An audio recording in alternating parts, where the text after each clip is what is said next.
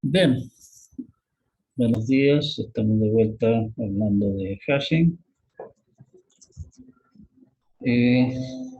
La idea detrás del modelo simplista que nosotros habíamos descrito, digamos, para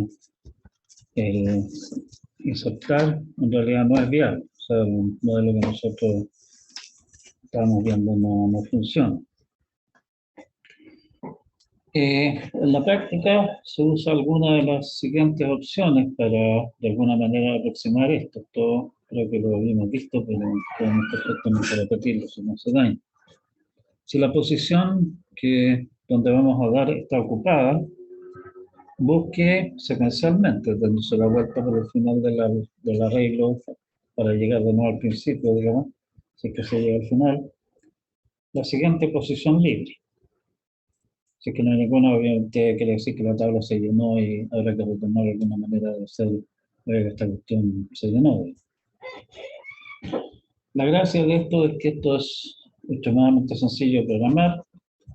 Póngase en la posición tanto, si está ocupada, mira la siguiente, mira la siguiente, mira la siguiente, hasta que encuentre una libre y listo. Tiene buen comportamiento de memoria caché porque estamos revisando la memoria, la tabla en forma secuencial, fundamentalmente. Obviamente tiene, o sea, no obviamente, en realidad tiene la desventaja que una secuencia larga de posiciones ocupadas va a tener mayor probabilidad de que algunos de los nuevos insertados caigan allí, simplemente porque son más, digamos, ¿sí? Y por lo tanto las secuencias ocupadas largas van a tener probabilidad mayor de crecer que las más chicas. Y eso es malo, porque, bueno, en vez ¿cómo se llama?, de emparejar las cosas, la está desemparejando cada vez más. Y peor aún, si dos secuencias largas, digamos, dos secuencias en general, había un espacio en blanco entre medio, y ese espacio en blanco se ocupa, terminamos ahora con una secuencia más grande. A esa situación le llaman primary clustering, o sea, achoclonamiento primario, si quieren traducirlo al chileno. Eso es malo, no es una mala noticia. En realidad lo que queremos hacer es que, para asegurarnos que eso no ocurra, es de alguna manera hacer que la posición siguiente que se revise no sea simplemente la siguiente, sino que alguna cosa distinta, de manera de evitar de que dos elementos que caigan en la misma posición, o sea, dos elementos que caigan cerca, terminen agrandando el chaclón. Una manera simple de hacer eso es utilizando búsqueda cuadrática. Si la posición inicial que está ocupada pruebe la posición siguiente más la posición siguiente, o sea, un 1 al cuadrado es 1. Si es que esa también está ocupada, pruebe la posición original más 4, 2 al cuadrado, después posición original más 9 y así. Nuevamente es simple programar, evita el clustering primario, porque ya no es el caso de que si encontré ocupada la posición 1 y está ocupada también la posición 2, cualquiera de esos, digamos que haya caído ahí, iría a haber caído la posición 3, o sea, empiezan a agrandarse todos, esto es como que los desparramos. Tiene la desventaja, sí, que al ir viendo cada vez más lejos, es mala estrategia desde el punto de vista de memoria caché, y peor en realidad, que si ustedes lo piensan un poquitito, resulta que solamente la mitad de los números módulo m, si m es un número primo, solamente la mitad de los números módulo m son cuadrados, y por lo tanto, en realidad, con esto estamos considerando solamente la mitad de las posibles posiciones. O sea, esto nos va a decir, oiga, no lo pude insertar, la tabla está llena, cuando en realidad solamente está llena hasta la mitad porque estamos revisando solamente la mitad de la tabla.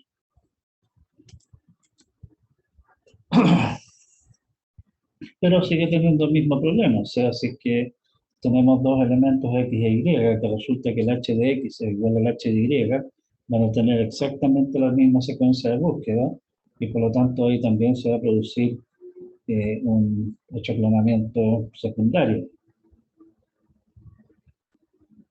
que tampoco es deseable. Una solución para eso, y también una solución para el problema eh, de que solamente se revisa la mitad de la tabla como posibles posiciones alternativas, es usar lo que se conoce como hashing doble. Si es que la posición primaria está ocupada, calculen una nueva función de hash h2 de x, que sea en algún sentido cuerdo, digamos, independiente del h de x, y en vez de ir probando posiciones k cuadrado, digamos, pues, consigue posiciones h de x más k veces h2 de x, módulo n.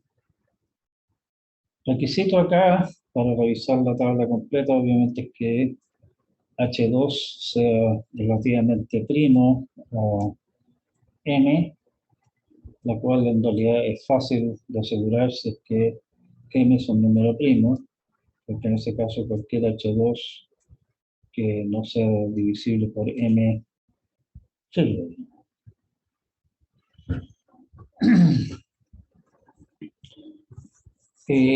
La ventaja que tiene obviamente es que tenemos que calcular la función h2 y obviamente también, igual que en el caso de búsqueda cuadrática, destruye la localidad del sistema. Una alternativa interesante es lo que llaman búsqueda binaria, que en realidad eh, tiene de binario, algo tiene de búsqueda, pero no tiene nada que ver con los algoritmos de búsqueda binaria. La idea es que si la posición primaria está ocupada, vayamos intentando posiciones h de x pensado en binario o exclusivo, perdón, sí, o exclusivo bit a bit con k. Y en este caso la idea es generalmente usado con m, que es una potencia de 2. Es bastante simple de programar, igual que el caso anterior, digamos, evita el clustering primario, porque aquí estamos usando posiciones que están bastante desparramadas, que dependen de la posición inicial, no simplemente de a qué echelon pertenece, digamos. Lleva a clustering secundario, obviamente. Si es que el h de x y el h de y son iguales, entonces la secuencia de búsqueda para los dos son las mismas. Y tenemos de nuevo el problema de clustering secundario. Pero la gracia es que tiene mucho mejor la localidad que la búsqueda cuadrática. Además que esto no es como el caso de la búsqueda cuadrática, que solamente considera la mitad de la tabla, esto considera la tabla completa. Si ustedes se fijan, ¿qué es lo que significan los distintos números en binario?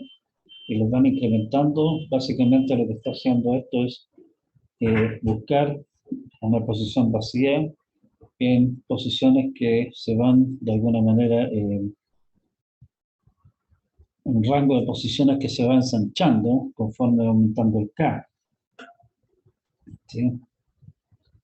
Y ese rango de posiciones está básicamente centrado en el h de x. Y por lo tanto, tiene mejor localidad porque no desparrama la búsqueda por toda la tabla. Esta cosa, en general, esta alternativa en general es la que consideran más recomendable porque es simple, porque da todas las posibilidades para las búsquedas, para las posiciones alternativas, no se queda solamente como una mitad, como en el caso de la búsqueda, con la búsqueda cuadrática, y tiene localidad decente, además que nos ahorramos el tener que estar calculando nuevas funciones de hash.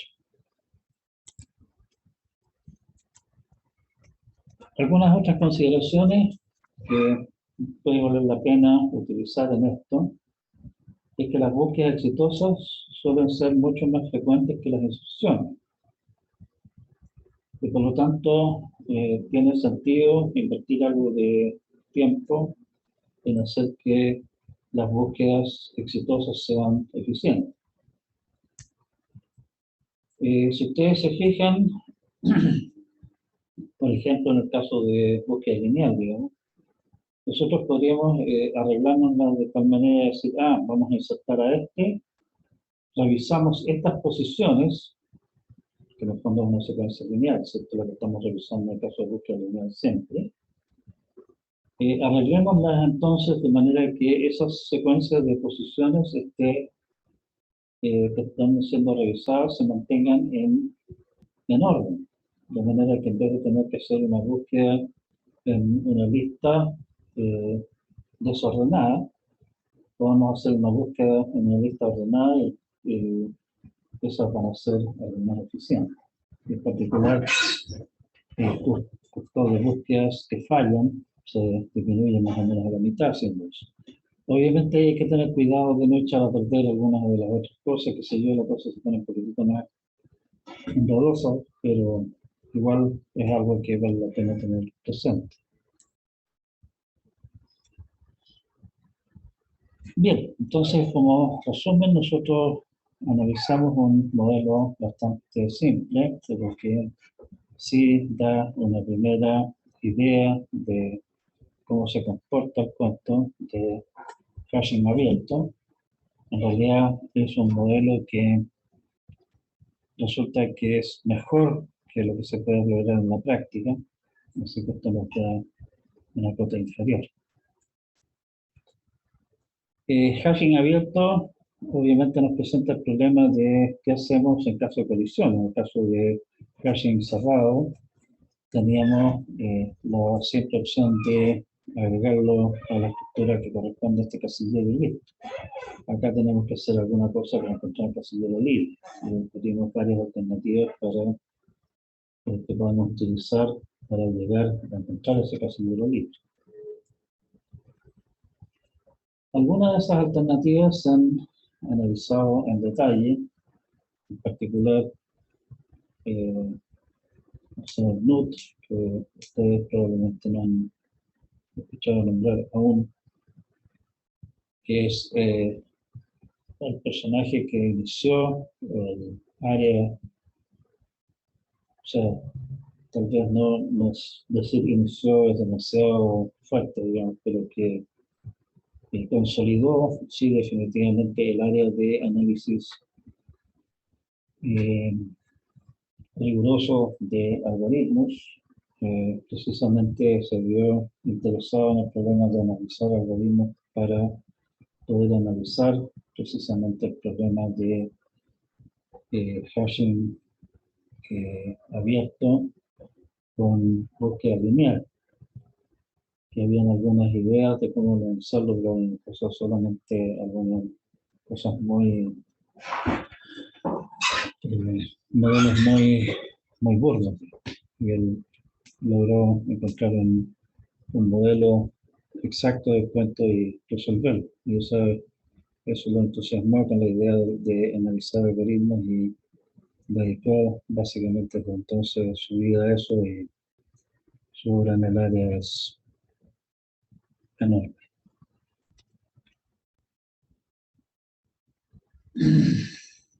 Y eso. Con eso cerramos el tema de esto.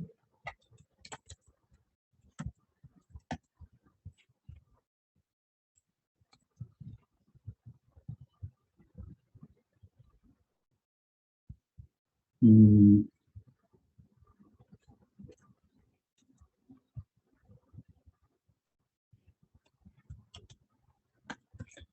Vamos a ver un poco de algoritmos aleatorizados.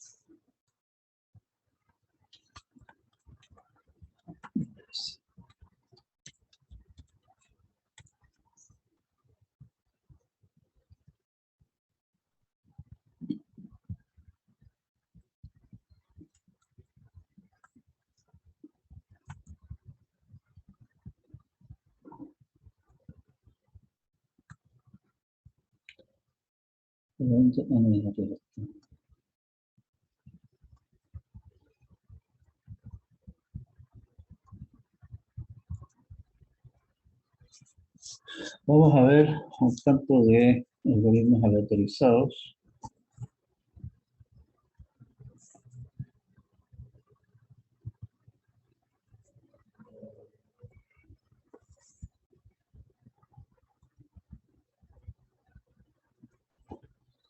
La idea acá es algoritmos cuyo funcionamiento intrínsecamente depende del azar. Como ya les había comentado, creo, algoritmos aleatorizados, en realidad un nombre no muy elegante para lo que en inglés se llama randomized algorithms en inglés, algoritmos cuyo funcionamiento usa decisiones aleatorias. Ustedes se preguntarán por qué diablos estamos haciendo esto. Resulta que en muchos casos, no vamos a tener tiempo en realidad para discutir ese fenómeno en detalle, pero que me queda. Para muchos casos hay algoritmos aleatorizados que en promedio dan excelentes resultados, incluso para problemas que son terriblemente complicados, problemas NP completos. Claro, no nos garantizan encontrar la mejor solución, eh, pero nos dan una alta probabilidad de encontrar buenas soluciones.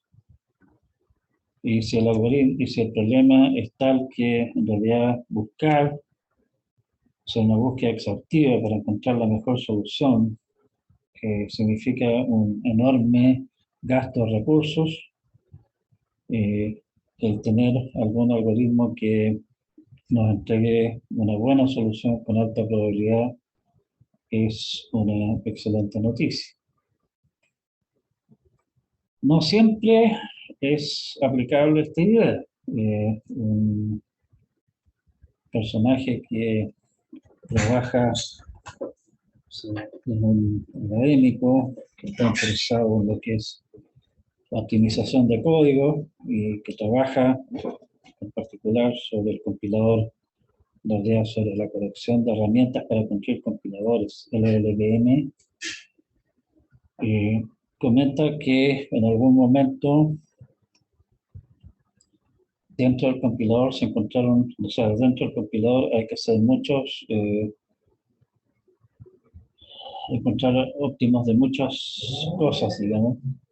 Queremos encontrar el mejor código queremos ver cuál es el mejor orden en que podemos ejecutar ciertas operaciones, queremos, etcétera. O sea, hay montones de problemas de búsqueda y esos problemas de búsqueda en general resultan ser, o muchos de ellos resultan ser problemas NP completos o resultan ser problemas que tal vez no sean NP completos, pero que requieren algoritmos que toman tiempo, qué sé yo, en el cubo o qué sé yo, para resolverlos donde el n es relativamente grandecito.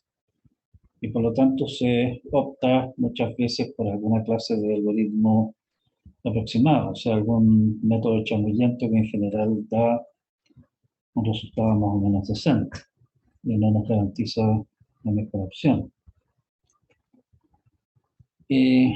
resulta que analizando la situación de algunos de esos algoritmos, encontraron con que habían algoritmos aleatorizados muy eficientes que entregaban soluciones mucho mejores en promedio, obviamente, en general, que los métodos chamullentos que tenían para resolver esos problemas de forma aproximada.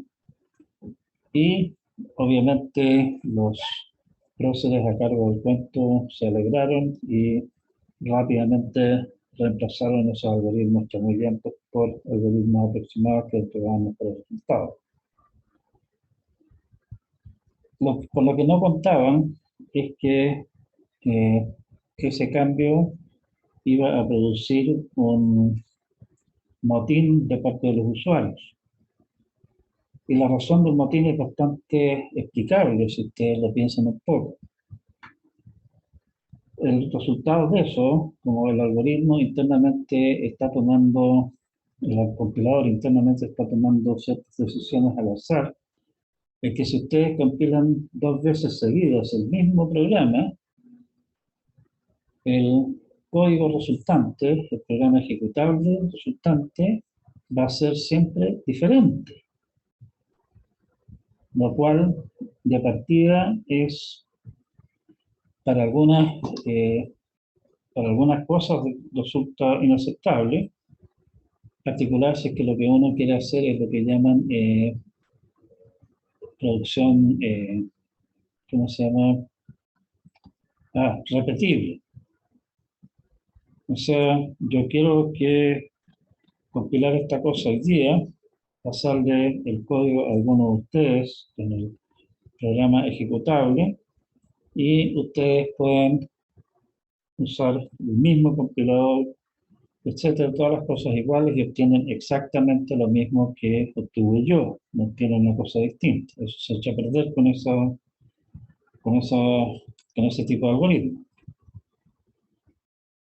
Y obviamente también significa que como el programa es diferente, después de compilarlo 2 veces distintas, si es que resulta que, por ejemplo, el compilador tiene una pifia, o el programa tiene una pifia, es posible que el hecho de que el programa se compile de manera distinta haga que el problema, que el error, digamos, no resulte reproducible. O sea, lo compilé hoy día y por los azares de la vida, resulta que en mi versión compilada de hoy, por algunas decisiones que tomó el compilador que de pura casualidad interactúan en forma adecuada con el error que yo cometí, ese programa que yo acabo de compilar hoy funciona perfecto. A pesar de que está malo el código. Lo compilo mañana, el compilador toma decisiones diferentes y resulta que el programa ejecutable sí tiene el error. No tiene un error distinto. El error se manifiesta de manera distinta.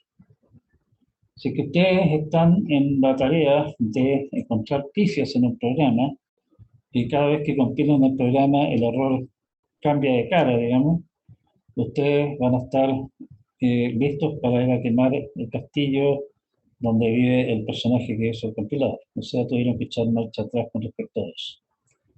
Resumen rápido de lo anterior, hay situaciones en las cuales algoritmos aleatorizados simplemente no pueden usarse, hay que usar algún algoritmo determinista que siempre da el mismo resultado, aunque el resultado puede ser peor o más caro.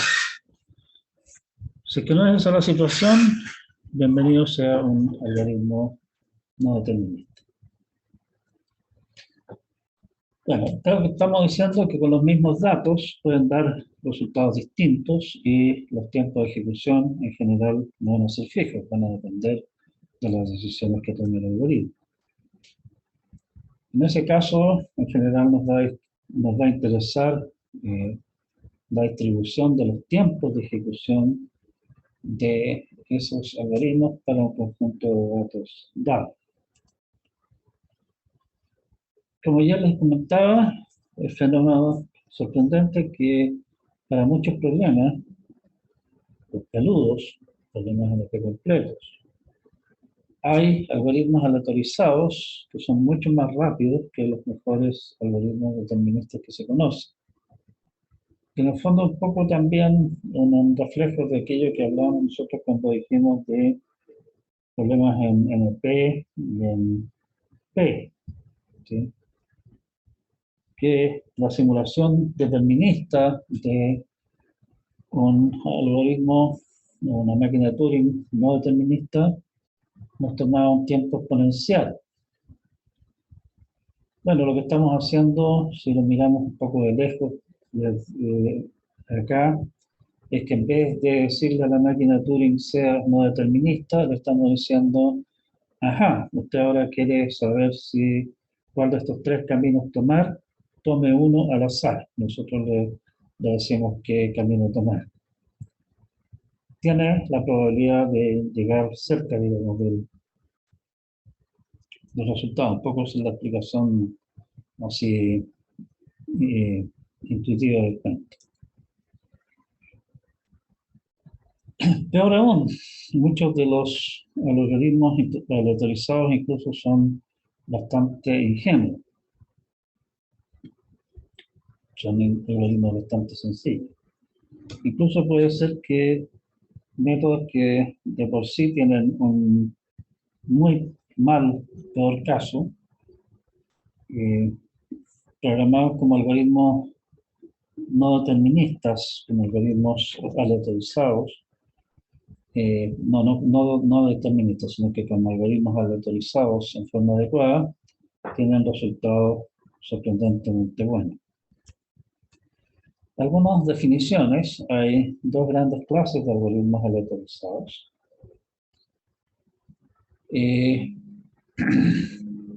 Nuestros algoritmos, por alguna razón que se perdieron en la bruma de la historia, le han puesto nombres,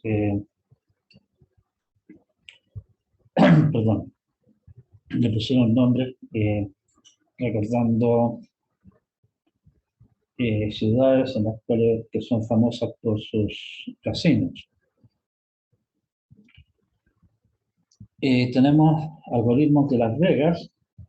En el algoritmo de Las Vegas, el P lo echan a correr y el algoritmo de Las Vegas siempre da el resultado correcto. Lo que pasa es que el algoritmo de Las Vegas puede a veces demorarse poco y a veces demorarse mucho. El tiempo promedio de ejecución, el tiempo de ejecución esperado, eso sí es finito. Pero eso no quiere decir que si ustedes lo echan a correr, tengan la garantía de que va a terminar en un plazo corto. Puede ser que termine casi inmediatamente, puede ser que esté corriendo durante horas. Algoritmos de Monte Carlo son algoritmos que no siempre dan el resultado correcto, que pueden dar alguna clase de señal de falla, es decir, oiga, esta cuestión falló, no funcionó, o simplemente no terminar. ¿Sí? Sesgos, ese es otro punto. O sea, podemos tener algoritmos que se equivocan y aquí es importante en qué dirección se equivocan. Supongamos que tenemos alguna clase de algoritmo que tiene una respuesta sí o no. O sea, por ejemplo, un algoritmo que le preguntamos, ¿es primo este número? Ese algoritmo, un algoritmo determinista, nosotros esperamos que ese algoritmo determinista revise el cuento y después de un plazo finito nos diga si este número es primo o nos diga no, este número no es primo. Un algoritmo aleatorizado puede dar respuesta sí, es primo, o puede dar la respuesta no, no es primo. ¿Sí? Y esas respuestas, por lo que vimos antes nosotros, pueden estar equivocadas. Particularmente estamos hablando de un algoritmo de Monte Carlo. están las posibilidades de errores bilaterales. Cualquier respuesta puede estar errada. O sea, si me dice sí, tengo cierta confianza que sí, pero podría estar equivocado el algoritmo, en realidad la respuesta es no. Si es que el algoritmo dice que es no, puedo estar bastante seguro que la respuesta es no, pero podría estar equivocado y en realidad la respuesta es sí. Otra clase de algoritmos son algoritmos con errores unilaterales. Si que da una respuesta, o sea, si el algoritmo dice sí, este número, en el caso de determinar si un número es primo, si es que el algoritmo me dice no, este número no es primo, yo sé definitivamente que ese número no es primo. El algoritmo cuando dice que no, nunca se equivoca. Si es que me dice sí, este número es primo, existe la posibilidad de que el algoritmo se equivoque. O sea, si el algoritmo dice este número es primo, existe cierta probabilidad, ojalá bajísima, de que el algoritmo se equivoque y en realidad el número sea compuesto.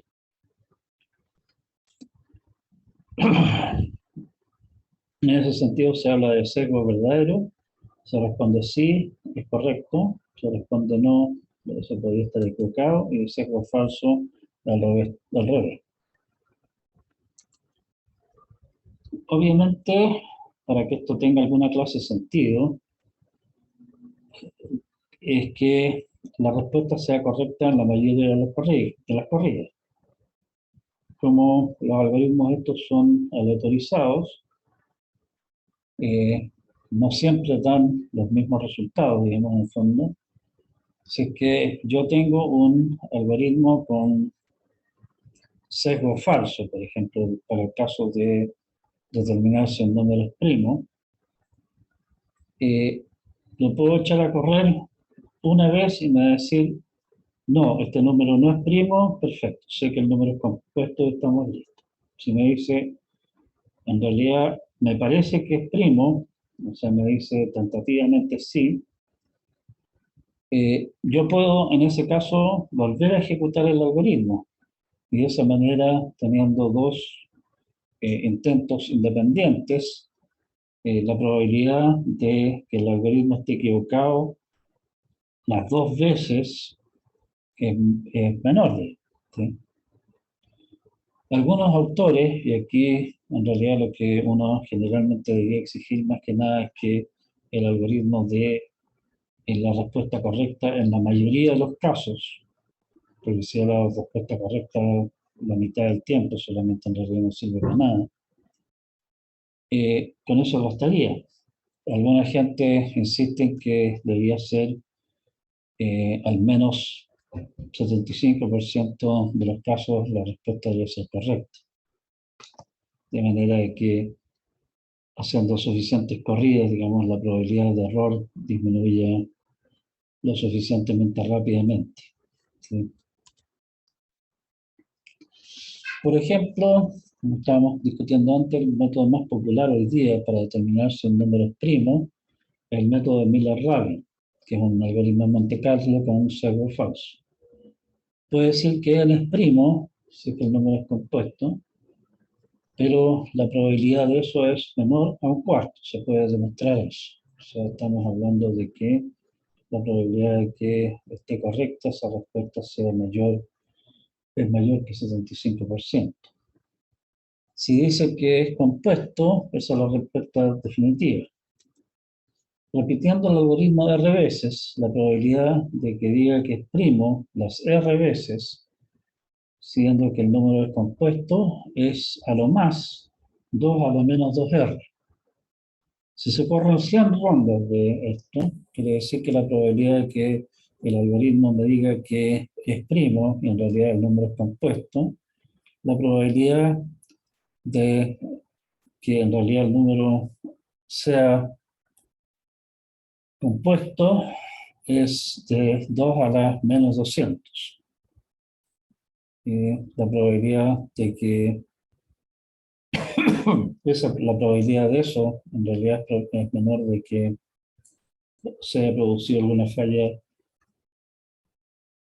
al azar en nuestro computador por efecto de rayos cósmicos o que los matemáticos que han revisado las demostraciones correspondientes de detrás del cuento, intento equivocado, es mayor. No tenemos en ese caso garantía de que el número elegido es primo, pero estamos todos los seguros que podríamos estar.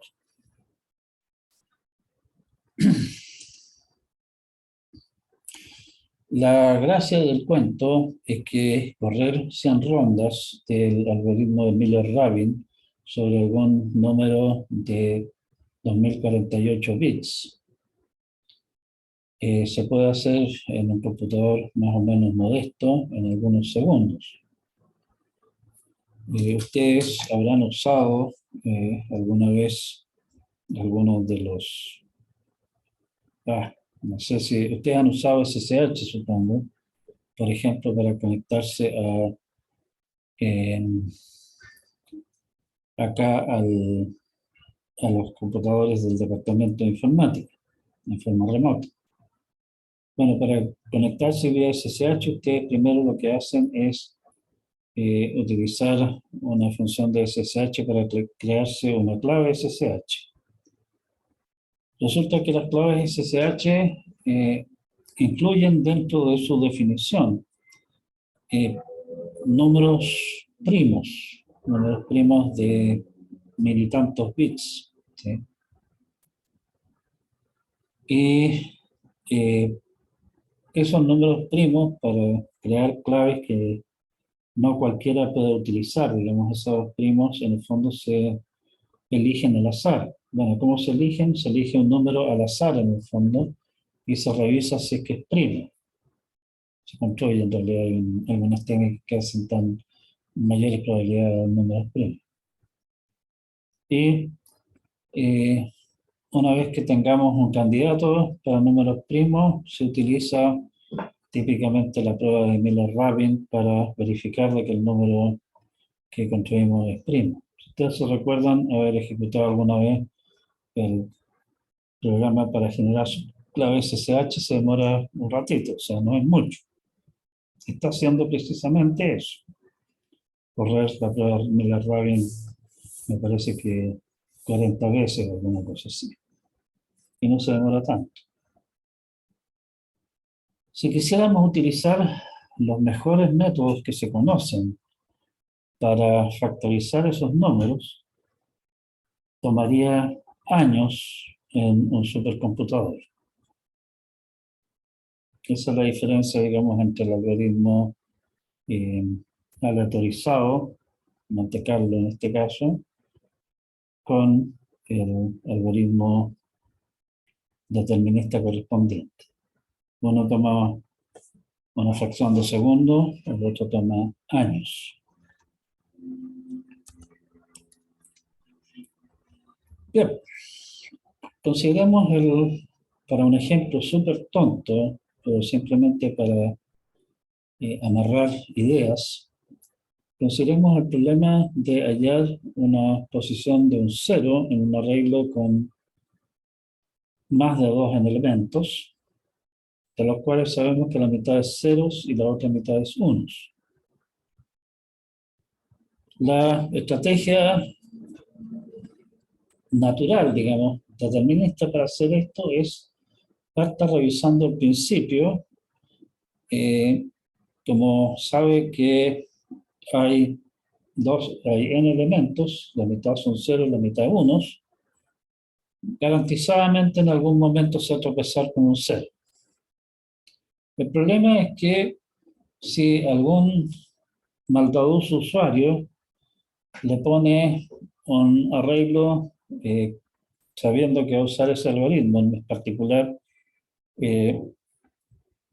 adecuado, lo fuerza a revisar la mitad del arreglo. Pongan un arreglo que la primera mitad son unos y después los ceros. Si parte revisando al principio, va a tener que revisar la mitad del arreglo antes de encontrar el primer cero. Ustedes van a decir, bueno, porque si eso es muy fácil. Revisemos partiendo de la cola. Bueno, si es que nos ponen un arreglo que son primero los ceros y después los unos. Estamos de nuevo en el mismo problema. Revisemos de los dos extremos. Bueno, pongámosle eh, un cuarto de unos al principio, un cuarto de unos al final. Al medio, los ceros. Igual estamos revisando la mitad de la regla. O sea, hagamos lo que hagamos, cualquier algoritmo determinista que nosotros inventemos, y recuerden también lo que hablamos en algún momento de eh, argumentos de adversarios, nos pueden joder de manera de que justo en el medios, primeras posiciones que nosotros revisemos en forma determinista vayan a caer siempre en posiciones de unos y recién en el medios más uno, décima prueba, nos encontramos con el cero.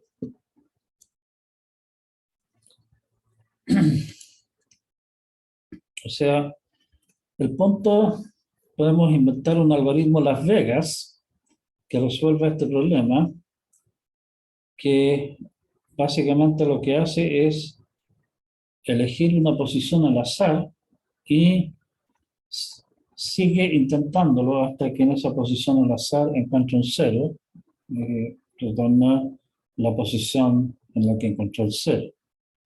Este es un algoritmo de Las Vegas, si ustedes se fijan, porque siempre va a retornar un resultado correcto.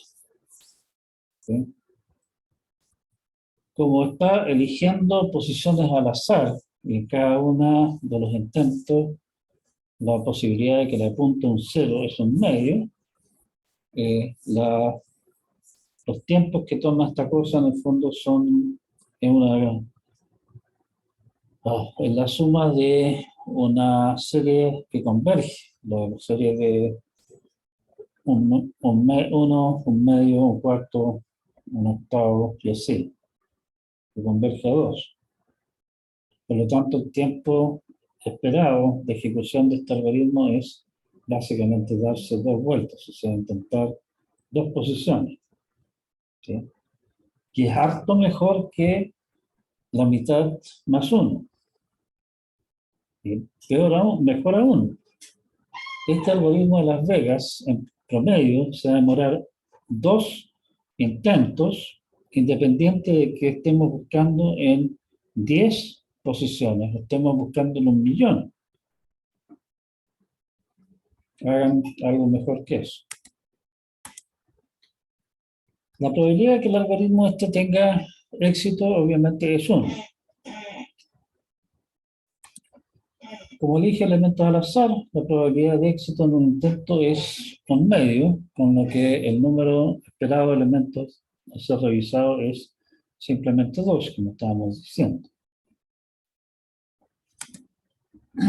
El tiempo de ejecución para una corrida particular de este algoritmo no está acotado. O sea, si tenemos pésima mala suerte, el algoritmo va a estar siempre apuntándole a posiciones que contienen 1 y jamás le va a apuntar a ninguna posición que tiene 0. O sea, en ese sentido, el tiempo de la ejecución del algoritmo podría ser infinito, entre comillas. Una posibilidad que podemos hacer para tomar lo que básicamente es un algoritmo de Las Vegas y transformarlo en un algoritmo Monte Carlo. Recuerden, la diferencia de Las Vegas siempre me da el resultado correcto, pero puede, eh, puede demorarse muchísimo, el tiempo de ejecución no es fijo. Podemos transformar un algoritmo de Las Vegas en un algoritmo de Monte Carlo por la vía de, en el fondo, como en este caso, limitar el número de intentos que está haciendo. O sea, en este caso lo que estamos haciendo es decirle haga cada intento, si encuentra un 0, retórnelo. Si es que no encuentra ninguno, bueno, diga, lo siento, no encuentra ninguno. ¿Sí? Y en este caso, este algoritmo puede retornar falla o se demora un tiempo que está acotado por básicamente cada intentos y si es que encuentra un 0 me va a dar la respuesta correcta. ¿sí? En caso contrario me va a decir, lo siento, no encontré nada.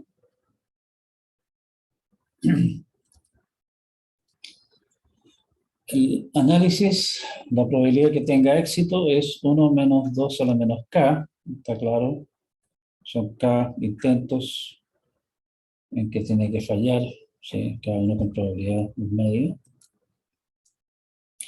Revisa a lo más k elementos, el tiempo de ejecución es fijo, eligiendo, por ejemplo, K30, la probabilidad de falla es 2 a la menos 30, y esa es una probabilidad absolutamente microscópica, o sea, para todos los efectos prácticos, esa probabilidad es certeza de que no falla.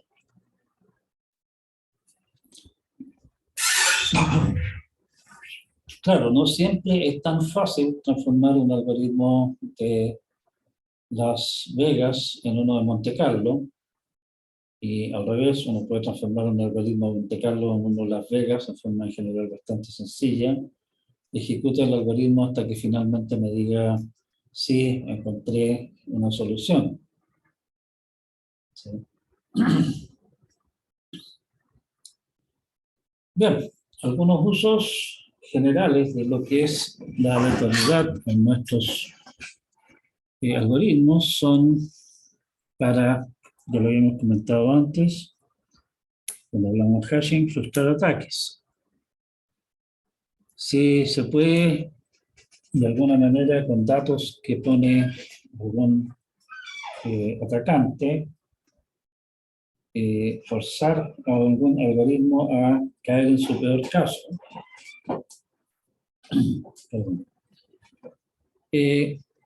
Una salida es que en vez de usar un algoritmo determinista, que el algoritmo en algunos puntos tome decisiones al azar.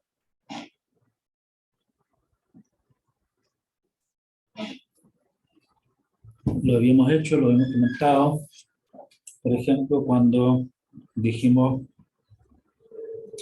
que convenía un diccionario, una tabla hash, que la función de hashing no fuera siempre la misma. De manera de que nadie, en el fondo, supiera cuál se estuvo usando, y de esa manera no podía forzar el peor caso por la vía de elegir cuidadosamente las claves. Ustedes deben haber visto el algoritmo Quicksort, por ejemplo, en estructura de datos. Una opción para, en Quicksort, es necesario en un momento elegir un elemento pivote que pertenece al rango que estamos ordenando. Resulta, eso lo van a haber visto también, de que si se elige como pivote, por ejemplo, siempre el menor elemento del rango, el rendimiento de Quicksort es como la mona. ¿Cómo podemos evitar eso? Bueno, una manera simple de evitar eso, de que alguien nos pueda forzar a esa clase de situaciones, es elegir un elemento cualquiera del rango. De esa manera, nadie nos va a poder cocinar datos de entrada de que fuercen al algoritmo a comportarse mal.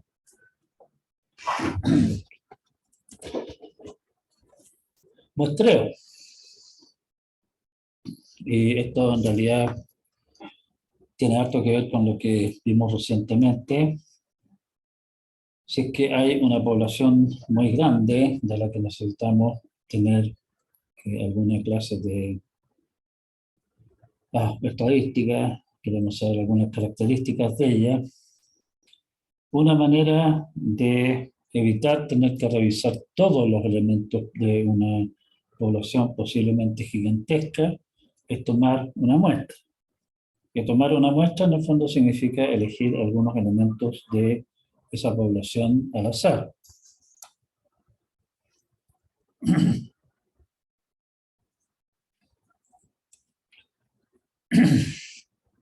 Si ustedes recuerdan,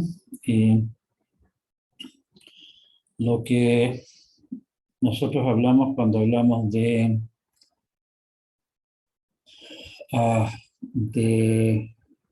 algoritmos o sea, perdón, de problemas NP completos. Y nosotros decíamos que una manera de resolver rápidamente el problema era encontrar un certificado que nos permitiera verificar rápidamente que la solución era correcta. La idea que estamos pensando acá es una cosa similar. Encontrar un testigo, lo que viene a ser algo así como un certificado, que permita decidir el problema. Los certificados, en el caso de los problemas NP completos que nosotros estábamos discutiendo, era alguna palabra, ¿cierto? Bueno, se resulta que esas palabras o esos posibles certificados son comunes. Una opción es generar posibles certificados y probar. O sea, un poco va a ser lo mismo que decíamos nosotros que íbamos a hacer para verificar, digamos, de que que la solución en el caso correspondiente. Si es que los certificados son relativamente comunes, entonces rápidamente, eligiendo alguno al azar, vamos a dar con alguno de ellos, si es que los hay. ¿Sí? Otro uso, y eso lo vamos a discutir con un ejemplo clásico en la próxima clase, son utilizar lo que se llama huellas digitales. Una huella digital es alguna clase de resumen pequeño de alguna gran estructura. Si es que dos estructuras tienen la misma huella, la probabilidad de que en realidad sean la misma es muy alta. Y el punto es que si es que las huellas se resumen, digamos, se calcula mediante una función al azar, estamos en un buen caso, digamos, estamos de vuelta más o menos en la misma situación que estábamos hablando con Hash, ¿sí? Probabilidad que dos tengan en la misma huella es muy baja. Y con eso entonces nos podemos ahorrar el tener que comparar esas estructuras. Si es que calculamos, si comparamos las huellas digitales son diferentes, sabemos que las dos estructuras son distintas. Si es que calculamos las huellas digitales y son iguales, tenemos una buena evidencia de que en realidad son iguales.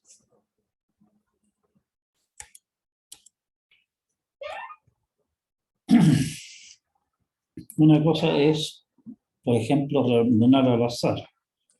A veces un algoritmo ingenuo tiene muy buen rendimiento en promedio si que se le dan los datos en orden al azar, aleatorio. Es, por ejemplo, el caso de Quicksort. El análisis típico que se hace de Quicksort, que en realidad nosotros no lo hicimos, están los análisis, hay varios análisis en las transparencias, en todo caso. Resulta que el análisis de Quicksort supone precisamente que los datos vienen ordenados al azar. Y para esa situación, en promedio, Quicksort se comporta en forma espectacularmente buena. En la práctica, en general, los datos no vienen ordenados al azar, vienen más o menos ordenados en algún sentido, y eso, en general, echa a perder el rendimiento de Quicksort. Una solución, media chanta, pero solución, es tomar los datos originales, reordenarlos al azar y aplicarle Quicksort al resultado.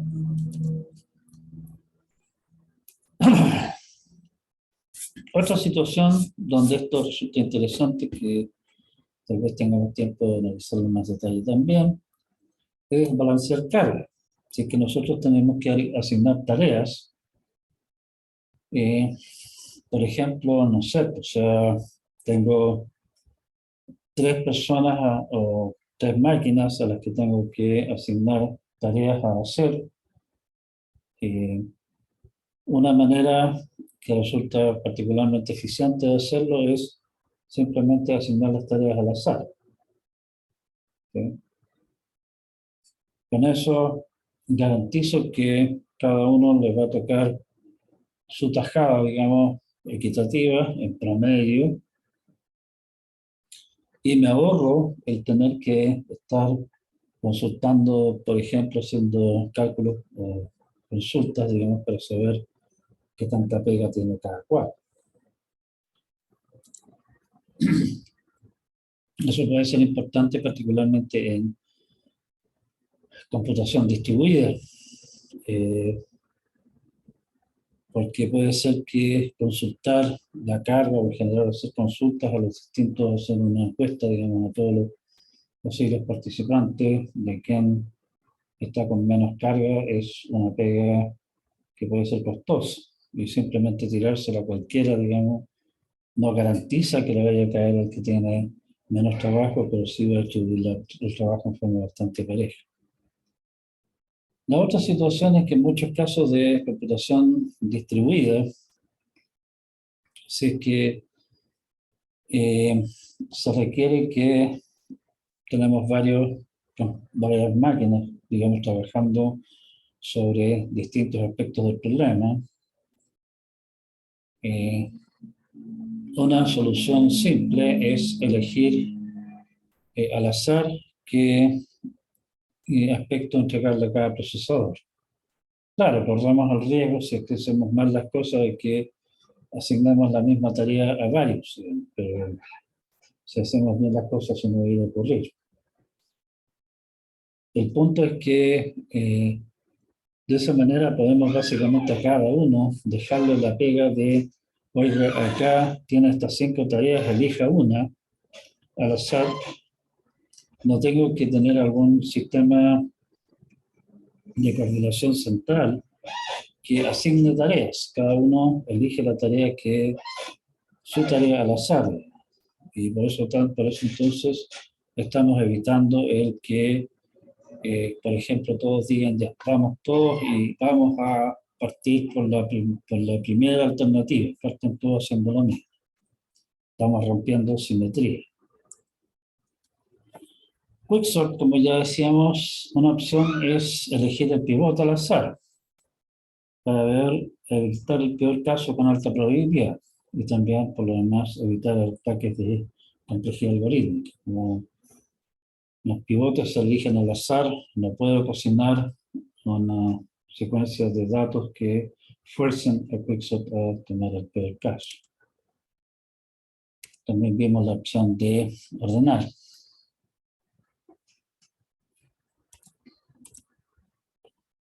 Bien. Nos quedan ¿cuántos? Como 15 minutos. No sé si nos dará para el análisis de Quicksort. Mejor dejémoslo hasta acá. No sé si es que hay algún comentario respecto de esto. Lo que vamos a hacer a continuación, al fondo, es un análisis de Quicksort, suponiendo con elección aleatoria del pivote. Pero como digo, eso nos va a tomar probablemente más de 15 minutos, así que lo vamos a dejar para la clase siguiente. Échenle una mirada a ustedes mientras tanto y comenzamos discutiendo esto en la próxima clase. Así que no hay más comentarios por hoy día, quedamos hasta acá por hoy. Nos vemos el día martes temprano. Cuídense mucho y nos vemos. Chao, chao. Luego, profe.